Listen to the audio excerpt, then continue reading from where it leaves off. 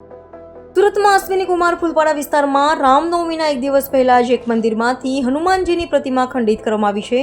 આ ઘટનાને પગલે સ્થાનિક લોકોમાં ભારે રોષ જોવા મળી રહ્યો છે। સુરતના અશ્વિની કુમાર ફૂલપાડા વિસ્તારમાં 5 પાંડવોના ઓવરા નજીક આવેલા ગુપ્તેશ્વર મંદિરમાં આજે સવારે એક અજાણ્યા ઈસમ દ્વારા હનુમાનજીની પ્રતિમાને ખંડિત કરવામાં આવી હતી। આ મંદિરમાં હનુમાનજીની પ્રતિમાને ખંડિત કરવામાં આવી હતી। આ મંદિરમાં હનુમાનજીની પ્રતિમાની નિયમિત પૂજા અર્ચના કરવામાં આવતી હતી। રામનવમીના પાવન તહેવારના એક દિવસ પહેલા જે પ્રકારનું કૃત્ય થતાં સ્થાનિક હિન્દુ સમુદાયમાં ભારે આક્રોશ ફેલાયો છે।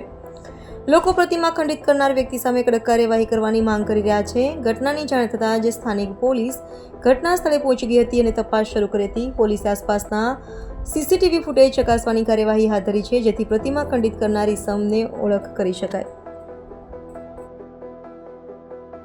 દીક્ષિત છે। અહીંયા ફૂલપાડા 5 પાંડવનો જે વારો છે ત્યાં હનુમાનજીનું પ્રાચીન મંદિર છે। મંદિરને અહીંયા નુકસાન કરવામાં આવ્યું છે। બપોરે 3:15 વાગે અહીંયા જે ભક્ત છે પરેશભાઈ મારા ઘરે આવીને એમણે કહ્યું કે મૂર્તિને કોઈએ ખંડિત કરી છે। અહીંયા આવીને જ્યારે જોયું તો મૂર્તિ ખંડિત નહીં હતી, તે પણ ધ્વંસ હતી। આખી મૂર્તિને ધ્વંસ કરી દેવામાં આવી છે અને એને બાજુમાં નાખી દેવામાં આવી છે હનુમાનજીની મૂર્તિને।